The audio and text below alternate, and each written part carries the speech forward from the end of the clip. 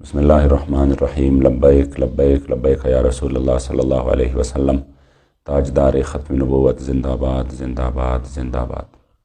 محمد شفیق امینی رکن شورا تحریک لبیک یا رسول اللہ پاکستان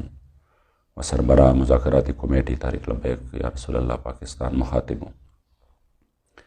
ناظرین کرام، اس وقت پوری حکومت اپنے وسائل کو بروئے کار لاتے ہوئے تحریک کے خلاف پروپیگنڈا کرنے میں مصروف عمل ہے اور ہر آواز کو دبانے کی کوشش کی ہے اور ظلم بالائے ظلم کر رہے ہیں،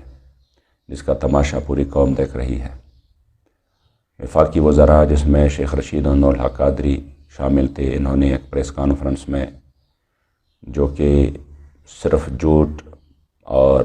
الزامات لگائیں، ساری کی ساری پریس کانفرنس ہے وہ جھوٹ کا پلندہ ہے، اور یوں محسوس ہوتا ہے کہ ان کو بہت بڑا ٹاسک دیا گیا ہے کہ کسی بھی صورت آپ اس عظیم تحریک کو جو خالصتاً پاکستان میں نظام مصطفیٰ صلی اللہ علیہ وآلہ وسلم کے لیے میدان میں تھی، اس کو بدنام کرنا ہے، چاہے اس کے لیے آپ کو جس حد سے بھی جانا آگے گزر جانا پڑے۔ یوں محسوس ہوتا ہے جیسے یہ لوگ محب وطن ہیں اور ہم اس وطن کے دشمن ہیں۔ یوں محسوس ہوتا ہے جیسے یہ لوگ عوام کے انتہائی عوام کے ساتھ مخلص ہے اور عوام کے دکھ درد میں شریک ہے، اور ہم جو ہے وہ عوام کے دشمن ہیں۔ ناظرین کرام، بات یہ ہے کہ ہمارے ساتھ ایک معاہدہ ہوا جس کو معاہدہ فیض آباد کا نام دیا گیا۔ اس معاہدہ فیض آباد میں ہمارے ساتھ انہی لوگوں نے اور ان کی جو ادارے ہیں ہمارے، اس کی سربراہان بیٹھے تھے، اور انہوں نے ہمارے ساتھ ایک معاہدہ طے ہوا جس میں اسی وقت بریگیڈیئر ریٹائر اعجاز شاہ تھے کہ فرانس کی سفیر کی ملک بدری کے حوالے سے ہم آپ سے 3 مہینے کا ٹائم لیتے ہیں۔ ہم نے 3 مہینے کا مکمل طور پہ ٹائم دے دیا۔ اس کے بعد جب 3 مہینے تقریباً وہ مکمل ہونے کو تھے تو ہمارے امیر محترم نے ان کو وہ وعدہ یاد دلایا بابا جی کے چیلم پر۔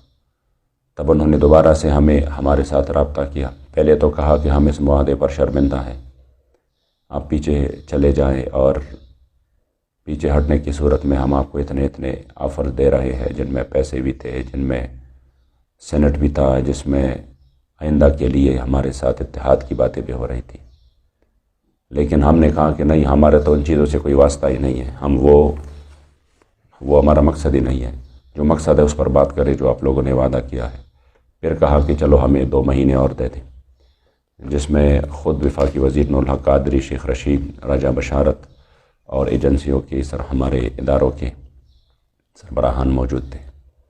تب ہم نے ان پر اعتماد کر کے ان کو ٹائم مزید دے دیا۔ اب جب ٹائم یہ بھی مکمل ہونے والا تھا اور انہوں نے کچھ نہیں کیا، تو ہمارے سامنے ایک عام قرارداد کی متن پیش کر کے کہا، جو کہ ایک مذمتی قرارداد تھا، کہ آپ اس پر عمل کریں تو ٹھیک ہے اور یہ ہم پیش کر دیتے ہیں۔ ہم نے کہا ہم سے جو معاہدہ ہوا ہے معاہدے کی بات کریں، اس میں تو معاہدے کی کوئی بات ہی نہیں ہے۔ یہ تو 5 مہینے پہلے بھی آپ مان رہے تھے کہ نہیں، آپ سفیر کی بات چھوڑ دو، ہم جو ہے نا ایک مذمتی قرارداد لے آتے ہیں۔ بہرحال وہ تو اپنی جگہ ایک داستان ہے کہ میں 2-3 کلپ پہلے بھی وہ مکمل طور پہ بیان کر چکا ہوں۔ اب جو شیخ رشید نے اس پریس کانفرنس میں بات کی ہے کہ یہ کسی بھی صورت میں فیض آباد آنے پر بضد تھے، 3 مرتبہ آ چکے تھے اور 4تھی مرتبہ یہ آنے پر بضد تھے، لعنت اللہ علی الکاذبین۔ یہ شخص کتنا بڑا جھوٹا ہے اور کس ڈٹائی سے یہ جھوٹ بول رہے ہیں۔ یہ اندر جب میرے ساتھ ان کی مذاکرات ہو رہے تھے تو یہ چیخ رہا تھا اور چیخ کر کہہ رہا تھا کہ میں جو ہے اگر کسی چیز پر دستخط کر دوں تو پھر میں اپنی وزارت بھی اس کے لیے قربان کر سکتا ہوں، اور میں ختم نبوت کا بہت بڑا سپاہی ہوں، میں نے بہت بڑی جیل کاٹی ہے۔ ہم نے کہا اللہ کریم اس کا آپ کو اجر دے، آپ یہ کام بھی کریں تو انشاءاللہ تعالیٰ آپ ہمارے سروں کے تاج ہے۔ تو انہوں نے کہا نہیں، ایک وزارت تو کیا، میں پوری وزارت کو ٹکرا سکتا ہوں، لیکن اس پر کوئی کمپرومائز نہیں ہے، جب میں سائن کروں گا تو پھر میں اس کے پاس رکھوں گا۔ تو اسی وقت تو یہ چیخ کر یہ کہہ رہے تھے، اور آپ کہہ رہے تھے کہ نہ ملک قربان ہو سکتا ہے اور نہ ان کی وزارت قربان ہو سکتی ہے۔ حالانکہ ہماری جو ایمانی غیرت ہے وہ یہ ہے کہ ناموس رسالت پر ایک ملک تو کیا پوری دنیا اور ما فیہا قربان ہو سکتا ہے، لیکن ناموس رسالت پر کوئی دوسری بات نہیں ہو سکتی۔ لیکن افسوس کی بات یہ ہے کہ انہوں نے وہ معاہدے کا ذکر ہی نہیں کیا، نہ وہ معاہدہ جو انہوں نے سائن کیے تھے کہ ہم اسی معاہدے کو تکمیل تک پہنچائیں گے، اسی پر بات ہی نہیں کی۔ بات کبھی ایک کر رہے کبھی دوسری کر رہے ہیں، اور ساتھ میں پھر کہہ رہے کہ ہمارے 580 ہمارے پولیس والے زخمی ہیں، ہمارے شہداء ہیں، میں ان کے پاس جاؤں گا، ان کا ہمیں بھی دکھ ہے، اور میں یہ بھی یقین سے کہہ سکتا ہوں کہ اس میں جو اکثریت زخمی ہیں یہ آپ ہی کے لوگوں نے زخمی کی ہیں، جو کہ سول کپڑوں میں آئے تھے اور وہ صرف انتشار کے لیے آئے تھے، کیونکہ تحریک کا یہی مقصد ہی نہیں ہے، تحریک کا یہی پیغام ہی نہیں ہے، تحریک کا یہ چیز جو ہے نا، تحریک کے خون میں شامل نہیں ہے کہ وہ اپنے لوگوں کو نقصان پہنچائے۔ ہمیشہ سے ایسے ہی ہوتا رہا۔ پچھلے دھرنے میں بھی ہم نے شہریار افریدی کے سامنے ہم نے یہ رکھا، اور انہوں نے باقاعدہ اسمبلی کی فلور پہ کہا کہ جنہوں نے توڑ پھوڑ کی تھی شیخو پورہ وغیرہ میں، وہ تحریک کے لوگ نہیں تھے، وہ دوسرے پارٹیوں کے لوگ تھے، اور ہم نے ان کو پھر نادرہ کے ذریعے ان کے جو ہے نا وہ تمام کے تمام اس کی تحقیقات کی ہے۔ تو اب بھی ہم کہہ رہے ہیں، جو اکا دکا واقعات ہوئے ہیں اس طرح کی، جب آپ ہمارے اوپر ہمارے کارکنوں پر گولیاں برسا رہے تھے تو ظاہری بات ہے پھر اس عمل کا تو رد عمل ہوتا ہے، لیکن صرف اور صرف یہ ہے کہ اس طرح ان کا ذکر کرنا، وہ بھی ہمارے پولیس والے ہیں، ہمارے بھائی ہیں، ہم اس کی دکھ میں درد میں شریک ہیں، لیکن کیا آپ صرف ان پولیس والوں کے وزیر ہیں؟ یہ جو قوم کے بچوں کو آپ نے، ہزاروں بچوں کو آپ نے معذور کیا اور ان کی ٹانگیں توڑوائی، ان کی آنکھیں نکالی، اور ان کو بچوں کو، چھوٹے چھوٹے بچوں کو آپ نے ربڑ کی گولیاں قریب سے ماری، جن سے وہ شہید ہو گئے، جو آپ نے سیدھی گولیاں ماری بزرگوں پر، جس میں 80 سالہ بزرگ شامل، جس میں نوجوان لوگ شامل، ان کا تو آپ نے ذکر بھی نہیں کیا۔ کم از کم اس کا بھی میڈیا میں ذکر کرتے کہ ہم نے جو اتنا بڑا ظلم کیا ایک ایسے بندوں پر جو کہ خالصتاً دینی اور شرعی مسئلے کے لیے میدان میں تھے۔ چلو جیسا بھی ہے، انشاءاللہ تعالیٰ وقت آنے والا ہے، قوم کے سامنے سب کچھ واضح ہو جائے گا۔ اس کے بعد جو نور الحق قادری ہے وہ کہہ رہا ہے کہ میں گزشتہ 2 سال سے ان کے ساتھ انگیج رہا، تو میں کچھ گزشتہ 2 سال کی سٹوری بھی تھوڑی سی قوم کے سامنے لاؤں کہ پچھلی مرتبہ جب آسیہ ملونہ کے حوالے سے پوری قوم روڈوں پر تھی تو آپ ہی آئے اور آپ نے کہا کہ میں اس میں جو ہے نا وہ درمیان میں ہوتا ہوں اور آپ لوگ اس دھرنے کو ختم کریں۔ پھر اس کے بعد میں نے آپ سے اسلام آباد میں ملاقات کی، میرے ساتھ 2 اور اراکین شورا بھی تھے، اور اس میں ہماری ملاقات شہریار افریدی سے ہوئی۔ ہمیں محسوس ہوا کہ آپ لوگ وعدے کی پاسداری نہیں کر رہے جو ہمارے ساتھ آپ نے آسیہ ملونہ کے حوالے سے وعدہ کیا تھا، تو اسی میں آپ نے ہمیں شہریار افریدی سے ملایا، وہ بھی سامنے تھا، میں بالکل آپ کے ساتھ ہی بیٹھا ہوا تھا۔ شہریار افریدی آپ کے سامنے بار بار ہاتھ زمین پہ لگا کر کہہ رہا تھا کہ میں نے جان اللہ کو دینی ہے، اور آسیہ ملونہ جائے گی تو ہماری لاشوں کی اوپر سے گزر کر جائے گی، اور آپ تحریک والے ہم سے کیسے یہ مطالبہ کر سکتے ہیں؟ کیا ہم مسلمان نہیں ہیں؟ کیا ہم حضور کے غلام نہیں ہیں؟ تو آپ جب بار بار یہ بات آپ کے سامنے وہ کرتے رہے تو میں نے اپنے ساتھیوں کو کہا کہ یار ان کو مزید یہ بات کرتے ہوئے بھی ہمیں شرم آ رہی ہے، یہ اتنے ماشاءاللہ سچے سچے پکے مسلمان اور عاشق رسول ہیں کہ اگر آسیہ ملونہ جائے گی تو ان کی لاشوں کے اوپر سے گزر کر جائے گی، تو پھر ہمیں اور کیا چاہیے؟ الحمدللہ ہمیں اگر ایسے وزراء ملے ہیں، ہم نے آپ پر یقین کیا، اور پھر وہی آسیہ ملونہ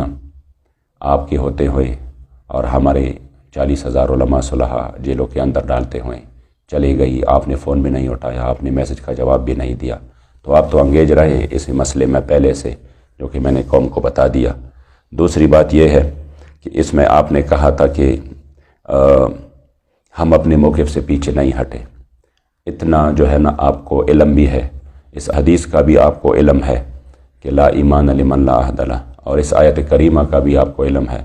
کہ وَأَوْفُوا بِالْعَهْدِ إِنَّ الْعَهْدَ كَانَ مَسْئُولًا۔ اس کے باوجود آپ اتنے سخت ترین جھوٹ بول رہے ہیں کہ وہ ہم اپنے موقف سے پیچھے نہیں ہٹے۔ آپ کا موقف تو آپ کے جو ہے نا ہمارے ساتھ ریٹن پہ موجود ہے، جس پہ آپ کی دستخط ہے، وہ آپ کا موقف ہے، اس موقف سے آپ کیوں نہیں پیچھے ہٹے؟ کیوں قوم کے سامنے اتنا بڑا اور گھٹیا ترین الزامات بھی لگا رہے ہیں، جھوٹ بھی بول رہے ہیں کہ آپ اپنے پیچھے نہیں ہٹے؟ آپ نے جو ڈرافٹ تیار کیا وہ تو اسی وقت ہم نے آپ کو کہا کہ اس میں تو معاہدے کا ذکر ہی نہیں ہے۔ جب ہم نے آپ کو کہا کہ اس میں معاہدے کا ذکر آ جائے اور آپ نے کہا کہ چلو پھر اس کو یہ کریں گے وہ کریں گے، دوبارہ اس کو توڑ دینا چاہتے تھے، تو اسی وقت شیخ رشید نے آپ کو کہا کہ دیکھو، جو ساتھ میں بیٹھے تھے اس کو بھی کہا اور آپ کو بھی کہا تھا کہ دیکھو ان کے ساتھ بات گول مول مت کرو، بالکل کلیئر اور صاف بات ان کو کہہ دو کہ جو معاہدے کی بات آپ کرتے ہیں وہ ہم نہیں لے کے جانا چاہتے اور نہ ہم وہ کام کر سکتے ہیں، اس لیے ان کے ساتھ اس پر ٹائم ضائع نہ کرو۔ تب ہم نے کہا جب آپ ہماری باتیں نہیں مان رہے تو ہم کس لیے پھر جو ہے نا آپ سے آگے مذاکرات چلائیں۔ اس کے باوجود بھی ہم نے آپ کا وہ ڈرافٹ اٹھایا اور ہم نے کہا کہ چلو اس پر ہم اپنی شورا میں پھر بات کرتے ہیں، اور صبح کو آپ کے لاہور کے ایک ذمہ دار نے ہمارے ساتھ بات بھی کی، جس کے 2 گھنٹے بعد پھر ہمارے امیر محترم کی گرفتاری ہوئی۔ تو اتنا جھوٹ آپ مت بولے، اور صرف ایک وزارت کی خاطر اور وزارت کی چمک دمک کی خاطر میں تو سوچ بھی نہیں سکتا کہ ایک بندہ جس کے پاس علم بھی ہو، جس کے فیملی بیک گراؤنڈ بھی اس طرح ہو، وہ صرف ایک وزارت کی خاطر اتنی بڑی جھوٹ بولے، اور وہ ایک خالصتاً ایک مذہبی تحریک پر جو کہ حضور کی عزت و ناموس کے لیے میدان میں ہو، اس کے خلاف اتنی سازشیں کرے اور وہ صرف وزارت کی خاطر اس کا حصہ بنے۔ حاشا وکلا کہ ہم نے کبھی یہ سوچا بھی تھا کہ اس طرح ہوگا۔ چلو قسمت کی بات ہے کہ آپ کس کو خوش کر رہے ہیں، انشاءاللہ آنکھ بند کرنے کی دیر ہے، پتہ چل جائے گا دنیا میں بھی اور آخرت میں بھی انشاءاللہ۔ آپ نے اس کے بعد کہا ہے کہ گرفتاری پر کہ اس کا ایک بندہ گرفتار ہوا تو اس پر اس طرح کا رد عمل جو ہے نہ شرعی ہے، نہ دینی ہے، نہ اخلاقی ہے۔ تو میں آپ سے پوچھتا ہوں کہ رد عمل تو نہ شرعی ہے، نہ دینی ہے، نہ اخلاقی ہے، لیکن عمل کیا ہے؟ ایک بے گناہ بندے کو جنہوں نے آپ سے وعدہ کیا تھا کہ ہم 20 تک کچھ بھی نہیں کریں گے، انہوں نے ابھی 20 تو اب بھی نہیں آیا، ایک بے گناہ بندے پر کس طرح آپ یہ الزام لگا سکتے ہیں کہ یہ اس کی جو گرفتاری ہے تو کیا وہ شرعی ہے یا آئینی ہے یا اخلاقی ہے؟ اس لیے کم از کم قوم جو ہے نا ان باتوں کو سوچے اور یہ ذہن میں رکھے کہ یہ کس کے کہنے پر یہ سب کچھ یہ کر رہے ہیں اور کس کو خوش کرنے کے لیے یہ سب کچھ کیا جا رہا ہے۔ انشاءاللہ تعالی ہم اللہ و رسول کے سامنے سرخرو ہے، اور اس مسئلے میں قوم کے سامنے بھی سرخرو ہے۔ ہم نے شہداء دیے، ہم نے بڑے تکالیف اور مصیبتیں برداشت کی اور مزید بھی برداشت کریں گے، کیونکہ ہمیں ان کے معاملات کا پتہ ہے، لیکن کم از کم یہ قوم انشاءاللہ تعالی اسی پر ضرور و مطمئن رہے گی کہ ایک جماعت ایسی تھی جنہوں نے کبھی اپنے اصول کا اور اپنے نظریات کا سودا نہیں کیا، اور اپنے کریم آقا صلی اللہ علیہ وسلم کی عزت و ناموس کے لیے میدان میں رہے۔ اللہ کریم جل جلالہ ہم تمام امت مسلمہ کو اور بالخصوص پاکستان کو حق بولنے کی، حق کہنے کی اور حق کو قبول کرنے کی توفیق عطا فرمائے۔ لبیک لبیک لبیک یا رسول۔